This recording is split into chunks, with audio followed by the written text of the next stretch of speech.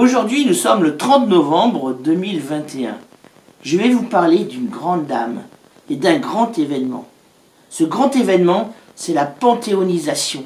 Et cette grande dame, c'est Joséphine Baker. Je dis Baker parce que durant sa vie, elle voulait que l'on cite son nom avec l'intonation française et non pas Joséphine Baker avec une intonation américaine. Parce que la France était devenue son pays d'adoption, le pays qu'elle chérissait, le pays où elle avait trouvé la liberté, où elle avait trouvé le respect des droits pour chaque être humain, qu'il soit blanc ou noir. Si cette histoire t'intéresse, alors suis-moi. C'est après ça. Salutations compagnons et compagnonnettes. Je suis Baillant Taillefer, forgeron et historien à 16 heures, ou le contraire. Aujourd'hui, la panthéonisation. Ça veut dire quoi la panthéonisation? Ça veut dire qu'un grand personnage qui a servi la France, que ce soit dans le domaine des arts, dans le domaine de la politique ou dans le domaine de la guerre, va se retrouver au Panthéon avec tous les grands hommes de la République française. Alors le Panthéon, c'est quoi? C'est une très belle église qui se trouve au niveau de la montagne Sainte-Geneviève. Le Panthéon, au début, c'était une église chrétienne qui a été reprise lors de la Révolution française. En 1791, les députés de la Convention ont décidé que ce serait le lieu de dernier repos des grands hommes de la nation française. Alors Panthéon, ça veut dire quoi? Ça veut dire que c'est le temple de tous les dieux. Pan, ça veut dire tous, et Théon, c'est Théos, en grec, c'est Dieu. Joséphine Baker, elle a eu une vie exceptionnelle. Et il n'était que justice qu'enfin la France reconnaisse les mérites de cette grande dame qui a vécu dans la première partie du XXe siècle. Ainsi, lors de cette cérémonie de célébration de Joséphine Baker, son cercueil sera retiré du cimetière où elle reposait jusque-là, à Monaco, pour être amené et définitivement laissé à la garde des grands hommes dans le Panthéon. Elle rejoindra ainsi les 75 hommes et les seulement 5 femmes qui composent ces grands hommes et ces grandes femmes. Quand je dis grands hommes, comprenez-le avec le grand H, le H de humain, et non pas dans le sens homme masculin. On est d'accord. Alors quelles sont ces femmes qui attendent Joséphine Baker? Il y a Sophie Berthelot, qui était la femme du grand chimiste Berthelot. Il y a Marie Curie, grande physicienne nucléaire. Il y a Germaine Tillion et Geneviève de Gaulle-Antoniose, qui sont toutes les deux de grandes résistantes. Et enfin, plus récemment, il y a Simone Veil, que je ne présenterai plus, et évidemment, tout le monde la connaît.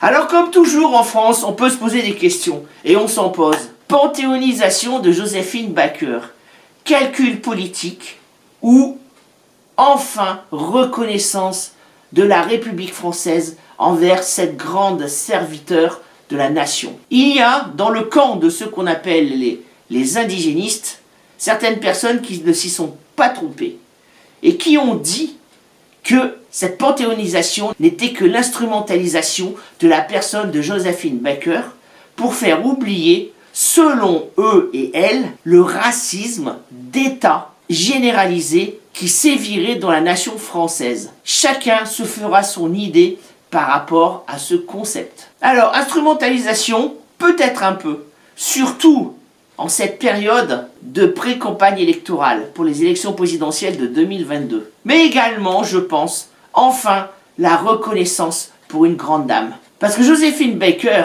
c'est à la fois une artiste de talent, une artiste de music-hall, une grande chanteuse, une actrice. Elle a représenté la mode française. Elle a été l'égérie et l'ambassadrice de la haute couture française dans le monde entier. Elle a tourné dans pas mal de films. Elle a fait des représentations de music-hall dans le monde entier. Et puis, il y a l'autre facette encore plus noble de cette dame. Il y a le combat antiraciste, le combat contre la ségrégation aux USA, le combat pour faire reconnaître que tous les êtres humains sont égaux, quelle que soit leur race et leur couleur de peau. Il y a ce combat en compagnie de Martin Luther King. Et il y a aussi, chez cette femme généreuse, l'amour de la France. L'amour de ce pays qu'il a adopté. Car Joséphine Baker est américaine au départ. Et il y a aussi la femme de guerre.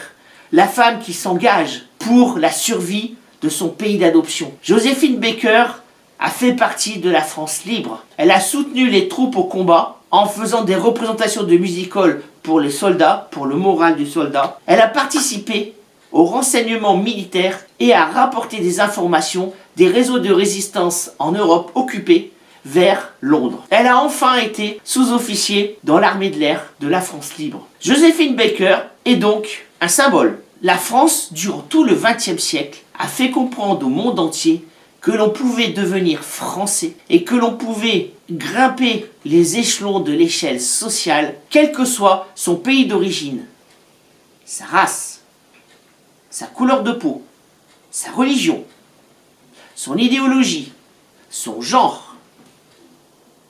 Chacun, en ayant l'amour de la France et en voulant devenir français, pouvait, grâce à l'école de la République, grimper tous les échelons. Joséphine Baker en est un exemple.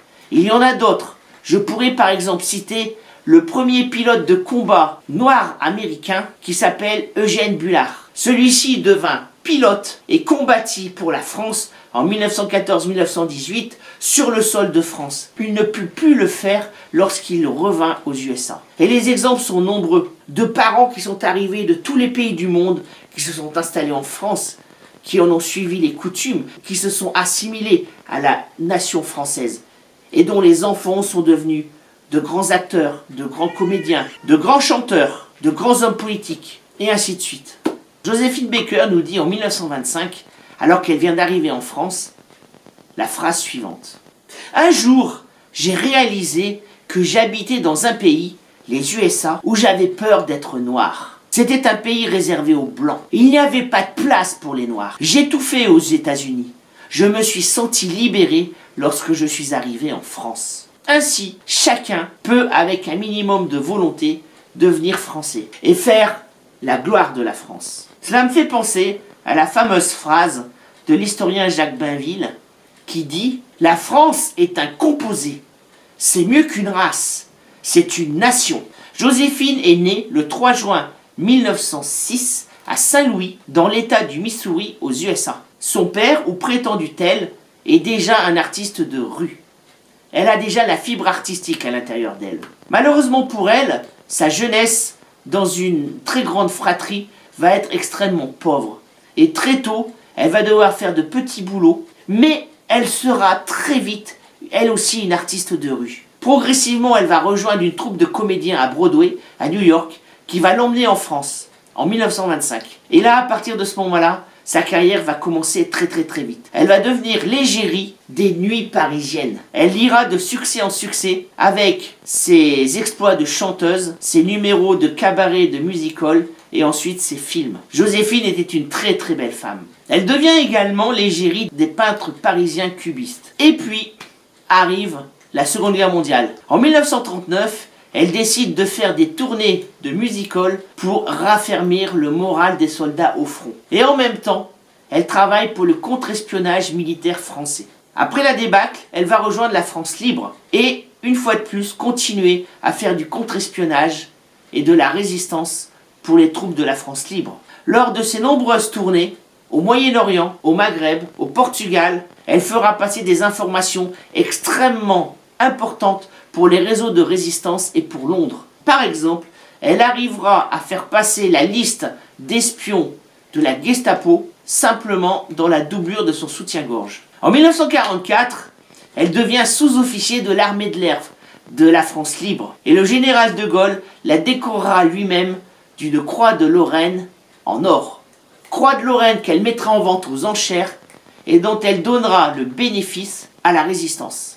À la fin de la guerre, elle est largement médaillée pour ses exploits et pour le zèle qu'elle a montré pour sa patrie d'adoption, la France. En 1947, après un nouveau mariage avec Joe Bouillon, elle achète le château des Milandes. Malheureusement, elle ne peut plus avoir d'enfants. Alors, elle va adopter 12 enfants du monde entier de 9 nationalités différentes. Ces enfants qu'elle élèvera au château des Milandes, en Dordogne, et qu'elle appellera sa tribu arc-en-ciel. Toujours, Joséphine Baker s'est impliquée dans le combat contre le racisme et la ségrégation aux USA. Elle n'a jamais oublié ses frères de couleur. Elle a participé à plusieurs mouvements antiracistes.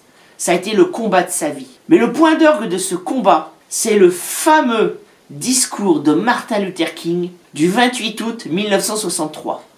C'est le fameux discours où Martin Luther King va appeler solennellement les USA à en terminer avec le racisme, à enfin accorder les droits civiques et économiques à tous les hommes libres des USA, qu'ils soient blancs ou noirs. Égalité pour tous. Et Joséphine Baker va avoir l'honneur de faire la première partie de Martin Luther King devant presque 300 000 personnes. Cela se situe à Washington devant le Lincoln Memorial. Elle va faire un très beau discours. Un discours où elle va faire l'hommage et la louange de la France, son pays d'adoption qui l'a accueilli. Certes, il y a toujours du racisme en France. Il y en a dans tous les pays, il y en aura toujours. C'est malheureux. Mais Joséphine va décrire la France tel un endroit féerique où tous peuvent avoir leur chance, qu'ils soient blancs ou noirs. C'est la fameuse grande marche pour la liberté et le travail où Martin Luther King prononcera son fameux I have a dream. Joséphine fera son discours dans son uniforme de sous-officier de la France libre. Elle aura fièrement épinglé ses médailles sur sa poitrine. Après avoir décrit à ses frères et sœurs la grandeur de la France et son esprit de liberté et d'égalité, elle va, à contrario, expliquer comment elle est reçue aux USA. Malgré sa notoriété mondiale, malgré son succès, malgré sa personnalité reconnue par tous, elle est encore victime de racisme en 1963 dans les grandes villes américaines. On lui a interdit de prendre un café ou d'entrer dans un restaurant tenu par des blancs. Voilà telle était la situation entre la France et les USA dans les années 40, 50, 60, 70. Vers la fin de sa vie, Joséphine Baker est ruinée. Elle a trop investi dans son château. Alors elle devra le revendre et le quitter en 1969. Elle reviendra à Paris, dans son appartement du 13e arrondissement, et là reprendra sa carrière de music-hall, où elle aura un très grand succès. Après sa 14e représentation, le lendemain, presque comme Molière, elle se sentira mal. Elle tombera dans le coma et elle mourra le 12 avril 1975. Ses obsèques auront lieu à l'église de la Madeleine et sa dépouille déposée dans le cimetière de Monaco. Et aujourd'hui, elle va intégrer le Panthéon et rejoindre les grandes femmes et les grands hommes de la République française. Voilà, j'espère que cette vidéo vous a plu. Je voulais vous parler de Joséphine Baker, qui a été une très belle femme, une très grande artiste et une très grande patriote. Que son exemple puisse servir à toutes les jeunes générations qui veulent rejoindre la France et son idéal. Je vous remercie, et comme tu le sais, l'histoire, c'est toi qui l'as fait.